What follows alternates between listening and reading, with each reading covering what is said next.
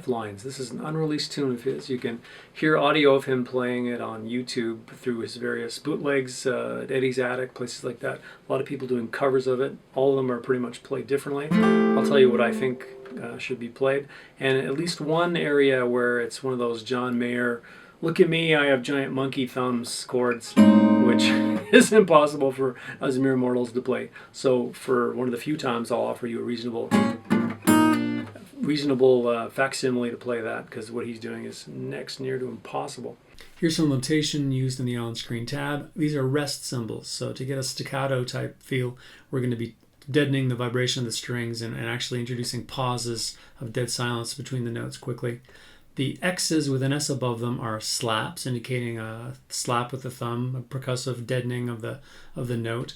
Slaps are usually played on the string you're about to play next. So here, if we're on the 6th string, we're going to do a slap there. If we're on the 5th string, we'll slap there so the next note can be played easily. An X with notes in the same stack indicate a slap flick, where we've slapped the low E with our thumb and then our first finger is flicking the remainder notes and sounding them. That's a famous John Mayer technique. This kind of thing with a bunch of notes in brackets with these tie symbols are just mean that this chord was struck in the last measure and it's carrying over into the next measure. So notes surrounded by brackets with these tie symbols just mean that. It's a note that's still ringing. It's not struck again. It's still sustaining from the last time it was struck. Another thing you'll see are notes in brackets all by themselves with no tie symbol. That just means that they're hit lightly. They're not struck with as much force as the other ones. You'll see that from time to time. Also, a P with an X indicates a pop or pluck note. That's just another kind of percussive thing. Sometimes it can be done with the thumb, sometimes it's with the finger. It's whatever is easier. In this case, you would do the thumb and first 2 fingers slapping against the face of the guitar, and then you'd probably follow up with a first finger muted pluck, just as a timekeeping device. Pay attention to the measure numbers up here. They can help you find your way in the song. So familiarize yourself with the song. I played a bit of the audio off the top of the original recording I took it from. And he's bouncing between these 2 chords and just throwing bass licks, bass runs in between. And then repeating.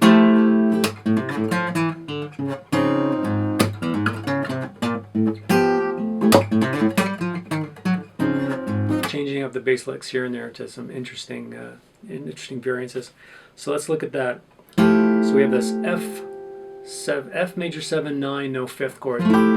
So we have the 1st, 2, 3, we have the 3rd, 4, 5, missing the 5th, 6, 7, we have a 7th, 8, 9, we have a 9th, 9th, 7th, 3rd, 1st.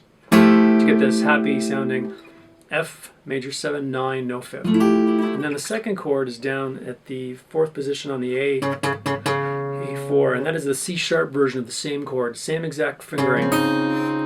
So off the top, the chords start ahead of the measure, so they hang in the air a bit longer than normal. And he does this. And then he goes into the next chord.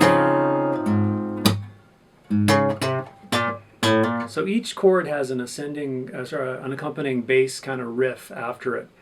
So this is the first one. So you're barring the 3rd fret,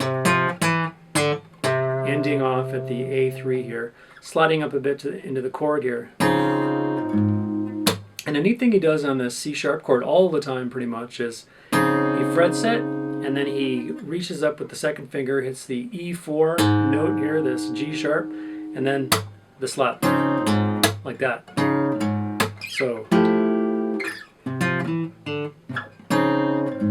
almost all the time on that. And then we do this bass run for that C sharp chord.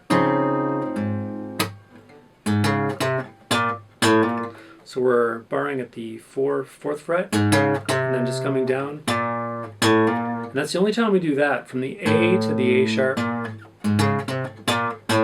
Every other bass run after that just ends in the open A. Slide back up to the F. Let's do another one.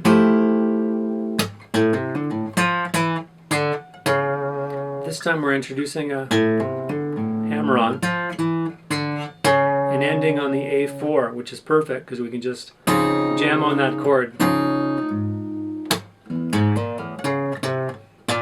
And we're adding a hammer-on there there too. The hammer-ons that he's doing, he's actually muting the chord like that. You don't hear an open E. But I play them because they're easier to keep in time and they still sound good. So it's like the difference between that and is really negligible. Let's do that last one again.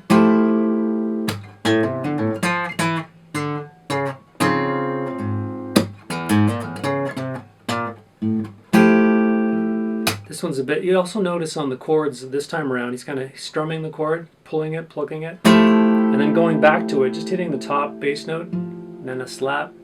That was a bit different. So off that F chord, we're D, 5, 3, 1, 4.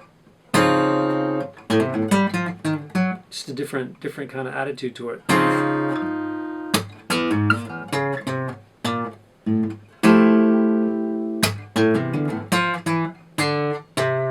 And then we change things up here. So that's pretty much all you got to do. You got to just pick which descending run you're going to do off the top here.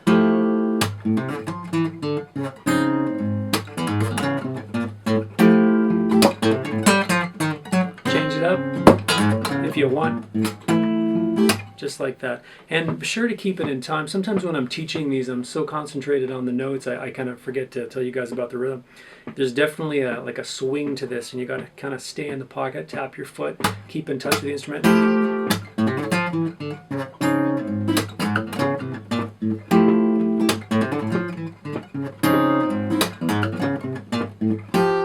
Like that. There are several examples of people that are just like killing the rhythm, killing it, beating it over the head with a hammer until it's dead. Don't be like that. I might provide an example against my better judgment.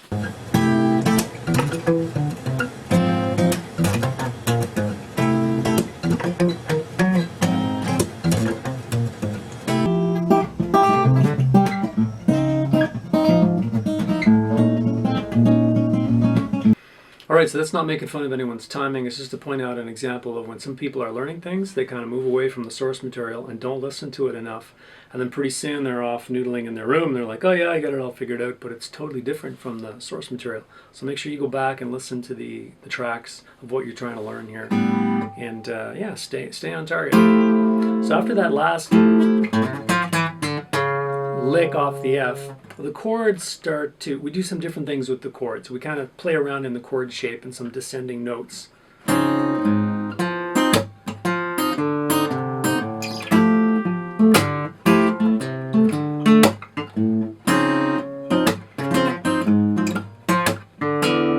So those last three chords, the C sharp to the F to the C sharp, we're doing some different things. We're kind of doing these walking things with the other fingers. So let's do that, starting on that C sharp.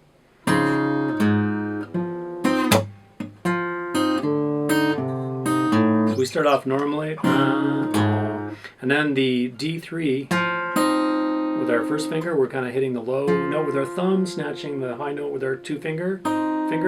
There's a rhythmic kind of 1-2 going on there, and then we have this descending with the D3, open D, A3, and then the open A. So then we're up to the F again.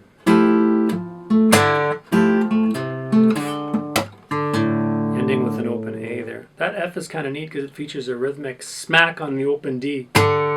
So doing that. So I'm lifting off my first finger to make this D, open D ringable. And we're hitting down with our thumb muting and smacking the low E. First finger is kind of flicking the open D.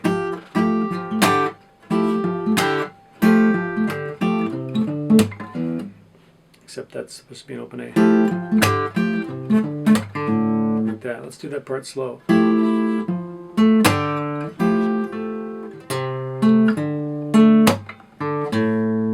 Back down to the C sharp for the last chord variation.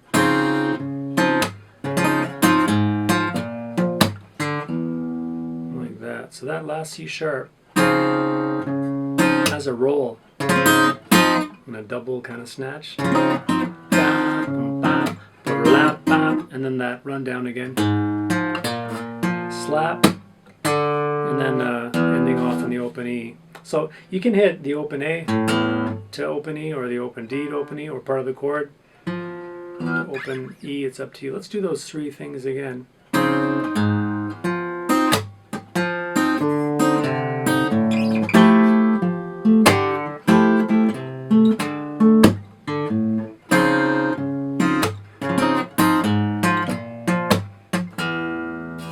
Now we're into the mystery chord. Please indulge me as I explain my reasons behind the mystery chord.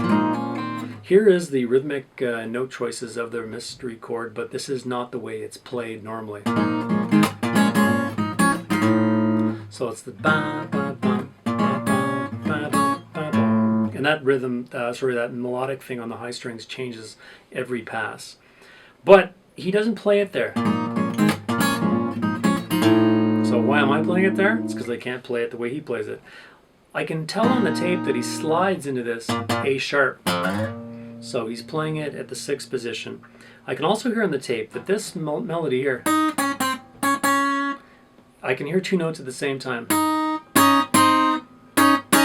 And the way I'm fretting it, to get to this note and have this note play at the same time, I'd have to play that note here. It just can't be done the way I'm doing it. And then there's this F. The only other F you have in that neighborhood is up here. So this is the one that he's playing. So he's playing this, he's playing this, he's playing this, and he's got two fingers manning this. And he's kind of alternating. So I don't think there's any pinky going up and hitting that. I think the pinky's got to stay down here. So that means his thumb is on the 6th fret of the low E. The first finger is on the 3rd fret of the D. And how the hell can a normal person do that? Can't do it. It's another example of John Mayer chords where the thumb is high and the fingers are beneath the thumb, as opposed to most of us where the fingers are high of the thumb. So I can't do that reasonably. If you drop out that bass note, you can have this, and it fits the bill of having these notes at the same time, but you need that alternating A sharp, and you also need that F. So my alternative chord, and yeah, I see some people using this one, it's a good idea, is giving us that A sharp, that F, and the ability to do the high melody, albeit one note at a time, and this note is not ringing. Alright, so with that concession out of the way, here's the rhythm. And the rhythm changes every pass, but this is the first one.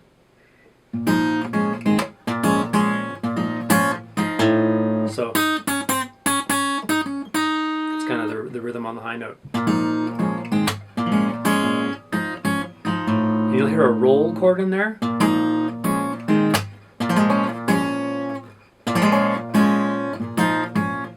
And then ending with the open A. So we're barring our first finger across the 1st fret at the A string. 3rd finger is on the D3 for the F, and then our pinky is on the B4. 2nd finger is on the B2, and when we lift off, we're able to do that melody.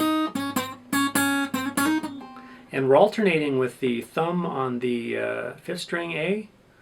We're plucking everything at the same time here. After that first initial pluck, the little melody line is actually all 3 fingers plucking everything. The F and the high strings. So, thumb on the first one only, and then fingers on the rest. Back to the thumb. Depending on the form of the melody you're going to do. Some of them are like, or some of them are, or they're all different. You can kind of pick which one you have.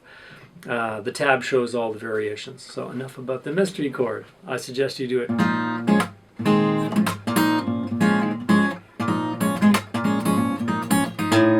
Then we move into the D sharp 9.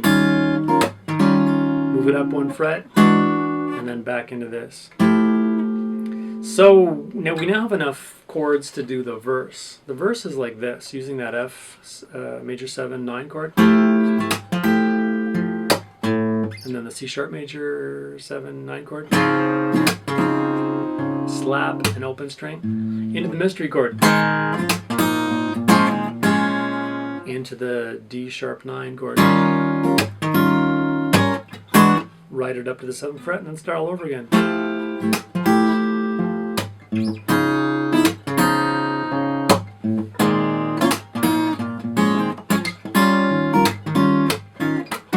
Lather, rinse, repeat. A couple things. The first verse, let's concentrate on the first verse. The first pass, I sleeping on the couch at night. So it's ba, upstroke on the finger, ba, ba, ba, slap, open.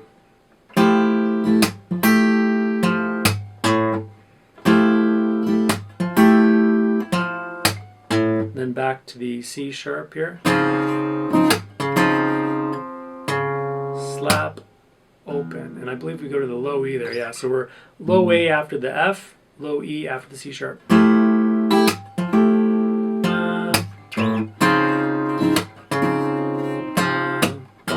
Mystery chord. And then the second pass on the verse, we do it a bit differently. We actually hit the chord a bit after the slap.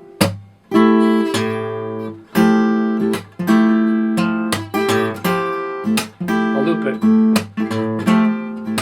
So the first pass was, second pass is,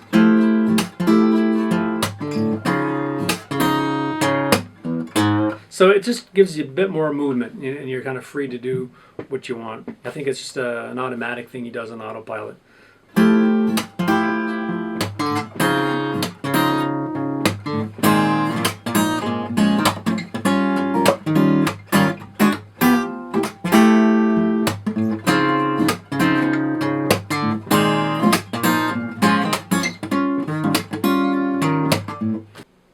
Then we're into the pre-chorus, which sounds like this.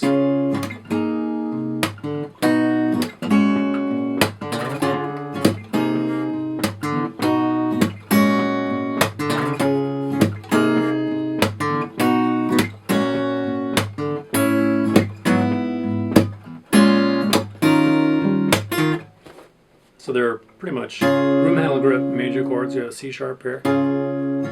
And then this other one is thumb on the 8th fret of the E, and then barring the bottom 4 strings with our first finger. And we're hitting that note here, the B9. So from this to this. And the rhythm is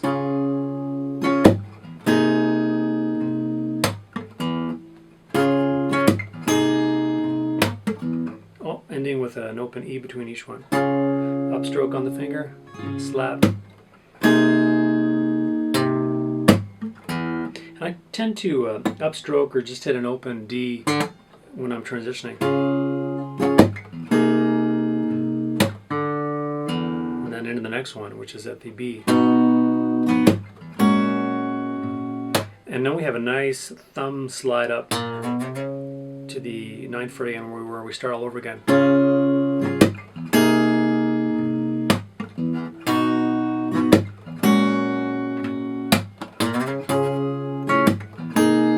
And to speed, it's like.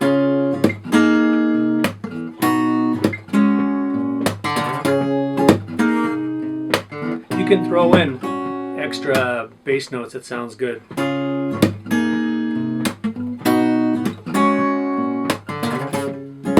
Make sure you get the slide up though.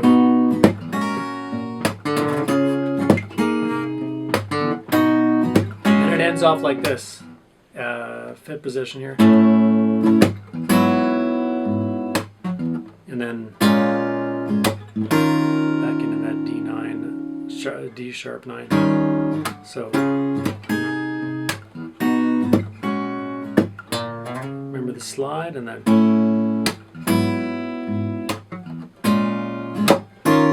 chorus is like this.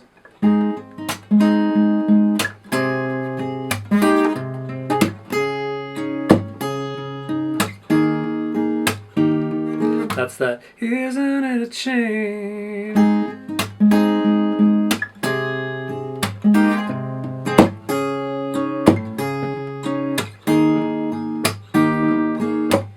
So we're doing that first initial chord. We're striking everything, going back for the two middle notes, slap, and then bass note, and then the high note, and then two bass notes. So, like that. And then I'm lifting off the first finger, and I'm going to bar everything on the 8th fret. So I'm getting that low note, that E8 here, and then everything on the high part. So far it's...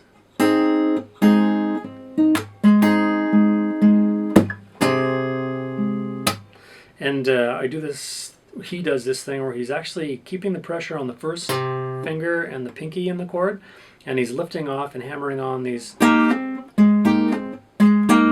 middle strings here, two fingers here on adjacent strings. Take that from the top.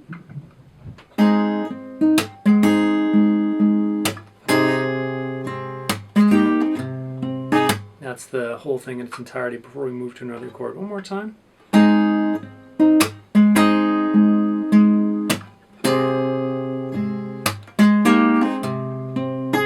That is a hard thing to do. Keep the pressure on the pinky and do the hammer on. And you gotta keep the pressure on the bar so that the notes sound.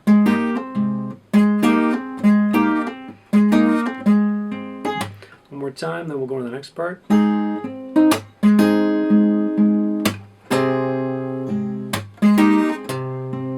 So different chord shapes slightly.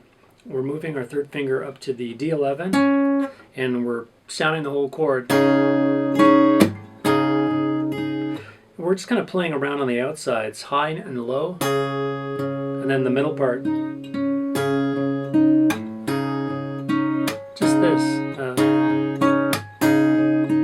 Before transitioning into this D sharp power chord with the pinky at the B9. Lift the pinky off, you just got a straight old D power chord, and then you start all over again. Let's do that slow from the top.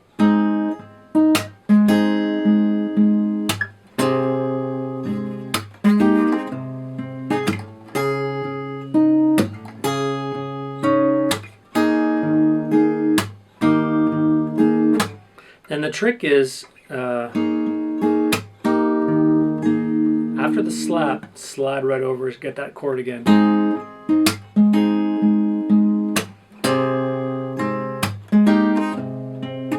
Lifelines stay the same. And then it's back to the intro. The bridge has some beautiful chords played up high in some cases. We start off with this F minor 7. And he just kind of noodles around on it.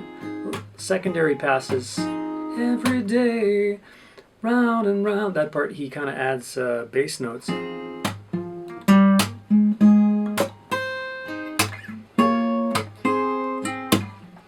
Yeah, this part is what I'm talking about.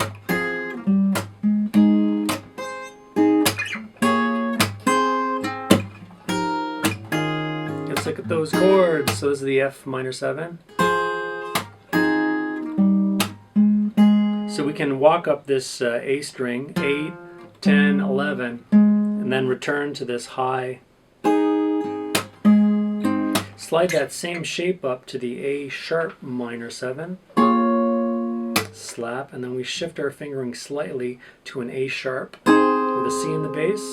Then we get into these very interesting, this is a D sharp with an F in the bass. It's one of those thumb high chords. Your thumb is in line with the highest finger in the back here. And then slide that down, we have a C sharp with a D sharp in the bass. So the chords. And then, very inventive. And he just repeats that. It's like round and round. Can't believe I'm so long.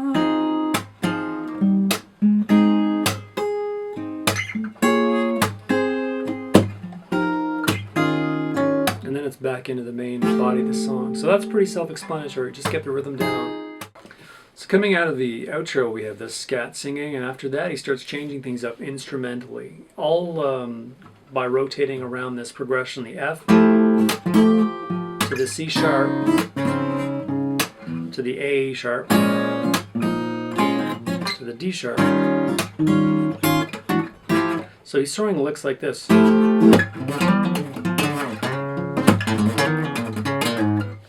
Little bass kind of licks. Sliding into the bottom chord. And I'm doing a little rhythmic mutes in the rests to keep on beat.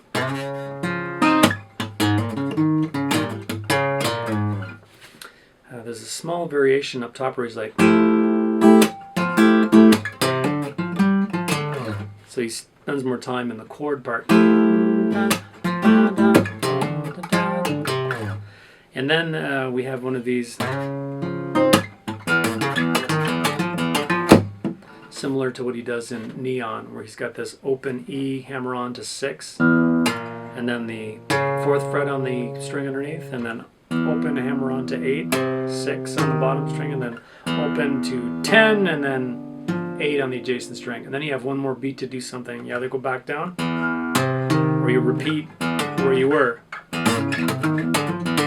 Or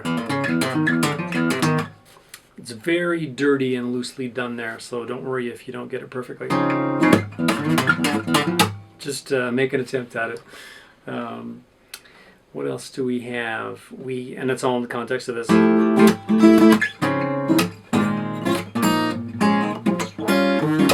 just keep rotating that around.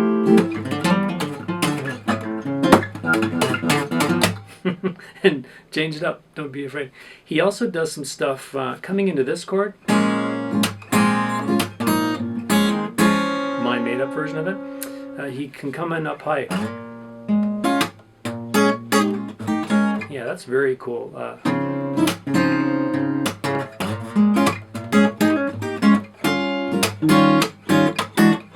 So instead of going here, you can do this. Sliding in with the thumb to the 6th fret, doing this little melody, back to the D sharp. We also have a couple neat bends.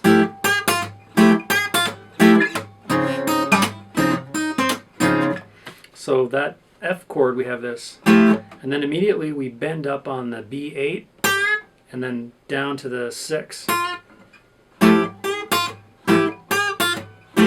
And then back down to the C sharp. We kind of lightly bend up the B4, and then we have an open G, and then the second time we go B4 to G5. So the first time it's like open string, and after that it's either a weird thing like that or some variation of the chord being kind of struck like.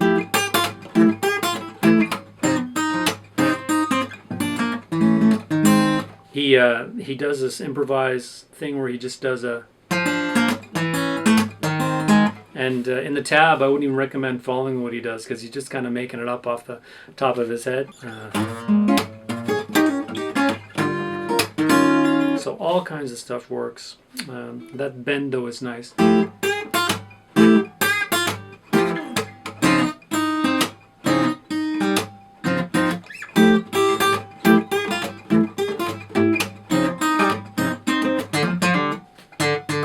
Let me just go over that one.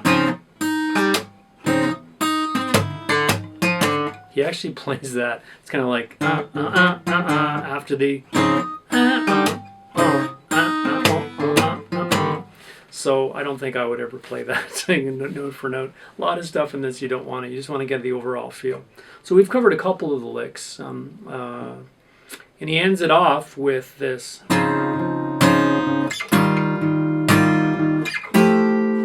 So we're just moving that C sharp shape to D sharp